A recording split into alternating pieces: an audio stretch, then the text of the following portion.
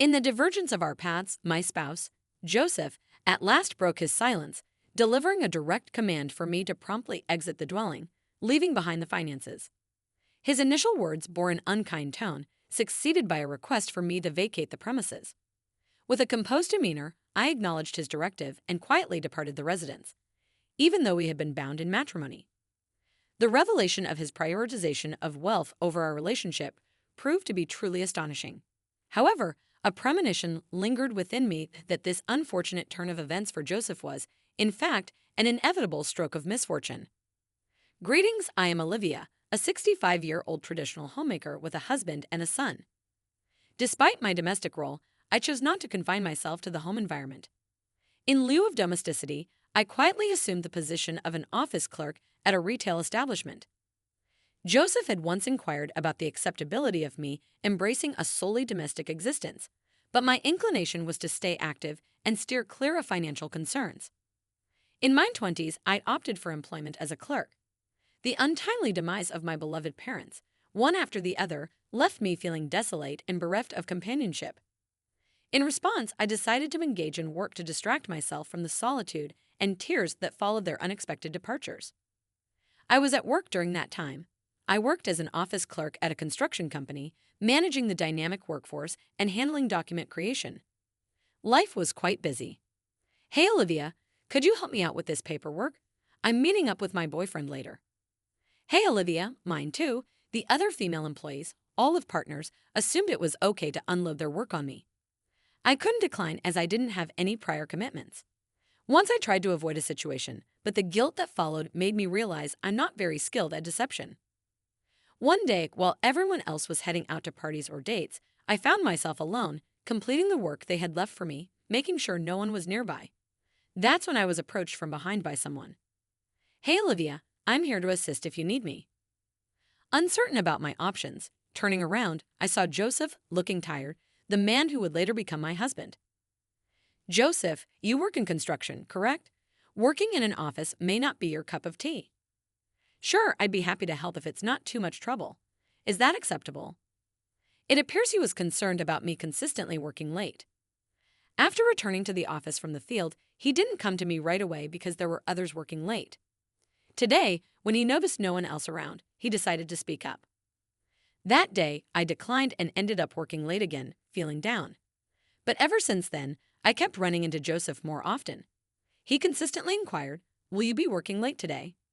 Initially, I found him a bit odd, but with our daily interactions, we naturally grew closer. After some time, I agreed to accept his assistance with work. Joseph, who had prior experience as an office clerk, was very efficient and successfully finished the tasks I assigned to him. As time passed, our bond deepened, and we transitioned from co-workers to romantic partners. After some time, we got married, and having a son named Leonard brought me so much joy. It was truly the happiest time of my life. After having a baby, I decided to leave my job to dedicate my time to raising my child. After Leonard reached adulthood, I began my job as a clerk for a retailer. The salary was lower than my previous job, but the environment was much more comfortable for handling household chores, taking care of children, and working. Joseph and I got along well. I believed we were a close-knit family, but I had one worry: Joseph's gambling habit. Even during our relationship, he frequently mentioned his interest in horse races and casinos, discussing his victories and defeats. His behavior caught me off guard since I didn't know anyone else who gambled. To be honest, I found it to be an expensive hobby and wished he would quit. It did bother me that he hardly helped with household chores or taking care of the children. However, Joseph was using his own money and never requested any from me, so I never brought it up. Where did you venture off to today? I visited the casino and ended up losing once more. It's quite exasperating. I recall engaging in such discussions years later. As Leonard grew older and started high school, Joseph continued to enjoy gambling, often taking breaks at work or on his days off to indulge in his favorite pastime. Initially, I put up with it but was surprised that he would leave during work hours, especially after discussing it with him. Maybe you should consider not attending races while you're supposed to be working. We're running low on funds, and what if you need to start working suddenly? It's my break time, so it's all good. Another person will take care of any unexpected tasks, he said casually. But look at the time. I have to leave now. Where would you like to go today? Seems like a good day to watch the dog races. Goodbye. He departed as promised. I believe that's when the crack began to show in our marriage. After a few years, Joseph retired before I did, despite our differences.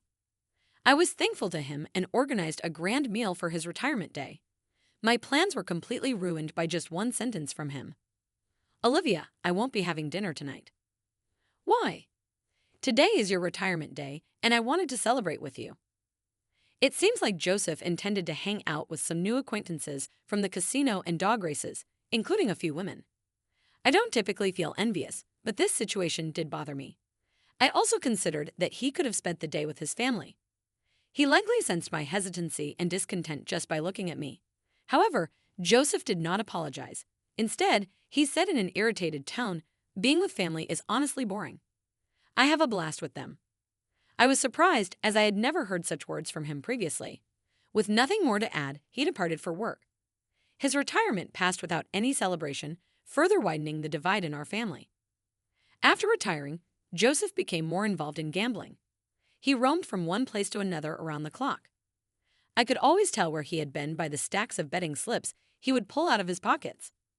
Hey, he visited the casino earlier, heading back to the racetrack once more. I wish I was unaware.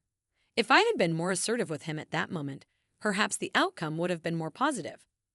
At that time, Leonard had already moved out, and I found myself spending my days feeling lonely in our large vacant house. Our financial situation was challenging as we relied solely on my salary, which was not very substantial. Joseph spent his money on living activities and depended on me for his living costs. He started requesting money from me, maybe because he was too lazy to withdraw from his bank account. His behavior had always been a challenge, but it escalated after he retired. Could you consider the family a little more? We're managing our expenses with the money I make. Would you mind assisting with some household chores or something? Are you still talking about that, Joseph? Feeling frustrated by my previous efforts to reason with him, he would sulk and disregard my worries. It was not a pleasant experience. He continued to gamble frequently, returning home in a sour mood, typically due to losing. Welcome back to your place. Please refrain from speaking to me. I started receiving more frequent scoldings. What will happen to us if we keep living like this? I was feeling quite anxious. Since retiring, Joseph has become increasingly isolated. Over time, he began arriving home in the early mornings, frequently with the scent of alcohol lingering. I'd rather not have any odors in the morning. Are you out drinking again? Hey, it's my life, right? You just need to quietly earn money, he said before heading to the bedroom without showering. I can't recall when we began sleeping in different rooms. That's how distant our marriage had grown. When I return home from work, Joseph is typically not present. If he is, he's often hosting guests, being loud, and leaving empty alcohol cans and snack bags all over the floor. Here we go again. Oh, welcome back. I'm heading out to grab a drink with this guy, he suggested, skipping dinner before leaving with his guest. Cleaning up after Joseph was always a challenge. I let out a sigh, but there's no one around to listen. After a few months, the day of my retirement had arrived. Securing a job while being a mother was quite challenging, but I felt thankful to the company that offered me the opportunity. Expressing gratitude, I received applause and thoughtful gestures from my coworkers. They were absolutely delightful individuals. I couldn't help but cry when I thought about this. I headed directly home after work. It was daytime, and I didn't expect Joseph to be there, so I felt lighter. Back at home, I warmly welcomed the empty house. Then, oh, welcome back. Wow, you're here ahead of schedule today. There was an unexpected presence, Joseph. What brings you here? It's not typical for you to be home at this hour. Oh, it's my day off. Sure, I can stick around, he replied, sounding quite rational for a change, catching me off guard. I considered the possibility that he remembered my retirement and chose to stay home. But that hope was dashed as I stood there. It seems like you're looking for some information, Joseph mentioned, inviting me to come into the living room. I walked in and set the flowers and bags on the table. Is today your retirement day? How did it go? Everyone rejoiced. I really enjoyed the company.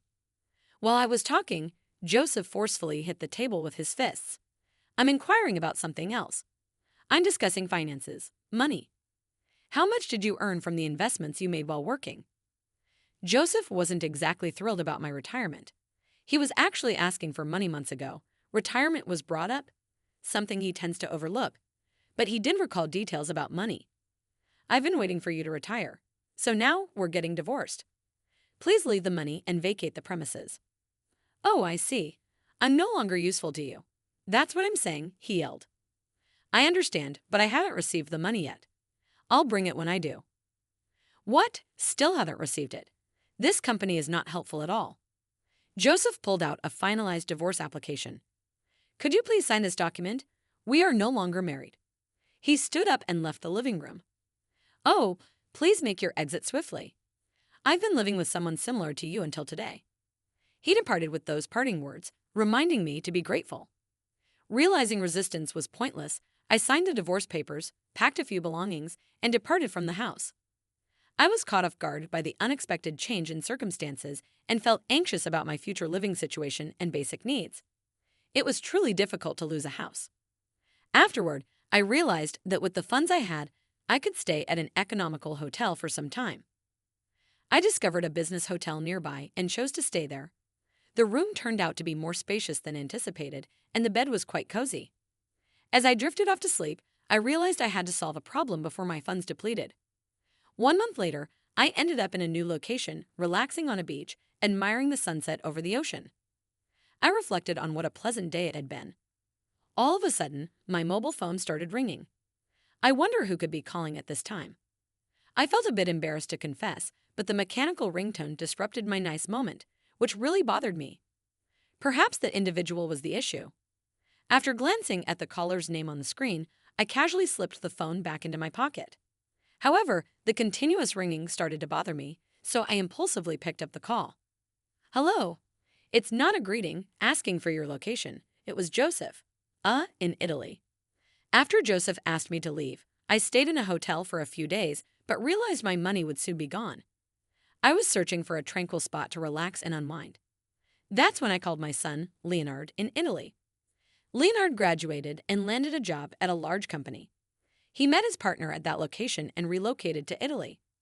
After leaving his job, he kindly suggested, when I explained my situation to Leonard, Joseph's behavior, being kicked out and now being homeless. Why don't you come and live with us? The issue was the travel expense to Italy, but I was not honest with Joseph. Well, I actually got the money when he asked me to leave. My company decided to provide the payment earlier in response to my concerns about Joseph and to prevent financial difficulties in the event of a divorce. If the money had been given to Joseph, he would have likely gambled it away.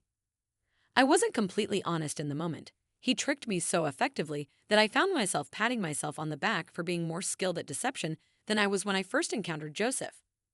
I didn't leave any money and traveled to Italy.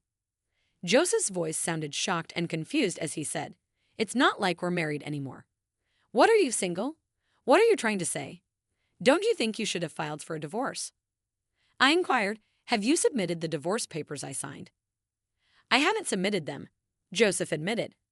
"The divorce papers were a ploy to extort money from me. He never planned on ending our marriage. He was taken aback by how quickly I agreed and now felt awkward about canceling the divorce. He intended to tell her, 'If you bring the money, I won't divorce you.'" Surprised by Joseph's plan, I was speechless. When I stayed quiet, Joseph, sounding desperate, asked, "Hey, you owe me for supporting you, right? Could you please assist me by providing the money?" Indeed, he was there for me when I was raising our children, but towards the end of our marriage, the roles had reversed. I was upset by what he said. "You only view individuals as a source of income, don't you? What's the purpose at this moment?"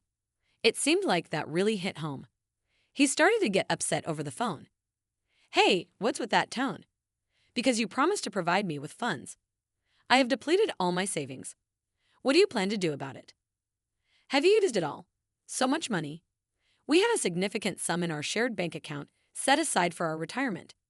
It turns out that Joseph had spent everything on gambling, just as I had expected. He also treated his gambling friends to lavish meals and spent money on women. When he began to run low on funds, he made the unwise decision to try his hand at investing, which unfortunately did not yield positive results. Despite his losses in gambling, he believed he wouldn't succeed in investing. Joseph was on the verge of tears, pleading with me over and over, "Come on, we're married, right? We've always been there for each other, right? Did we assist one another?" "Of course, initially. But what about lately?" All you've ever requested from me was money." I spoke loudly without realizing it. Joseph appeared surprised, as he had never witnessed me in this state before. "Well, that's all." "Hey, can you lend me some money?" Joseph kept asking for money. Despite my frustration, I made the decision to never see him again, recognizing that his focus was on money rather than our relationship. I experienced a mix of sadness and feelings of being taken advantage of. Disregarding Joseph's loud protests, I ended the call. Leonard, who was with me, inquired, "Who was that on the phone? You seem quite upset today." "Oh, hadn't you heard? That man was your father." Leonard appeared to grasp the concept after I provided an explanation. Additional calls came in, but I chose to disregard them, aware that the call fees would only add to Joseph's financial strain.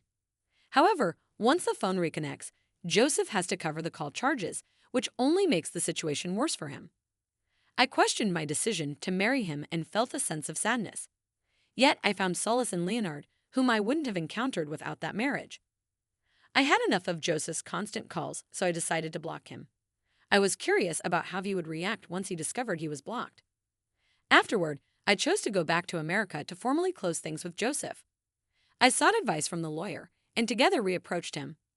At first, Joseph was hesitant to go through with the divorce, arguing that it was just a bluff. However, he didn't realize that by signing the divorce papers, he had already indicated his willingness to proceed with the divorce. Despite his efforts to clarify, the divorce was ultimately completed. I was informed by family members that Joseph is now asking them for money. At first, they stopped providing him with money when his requests became too much. Isolated by family members, Joseph found himself facing financial difficulties, taking on various jobs to cover his expenses. He forgot to pay his utility bills, which led to his services being cut off and the threat of homelessness. Following the divorce, I went back to Italy to live with Leonard and his family. Even though it wasn't the retirement I had imagined, I was adjusting to life in Italy and even learning to shop by myself. Despite all that, I was happy with this new life.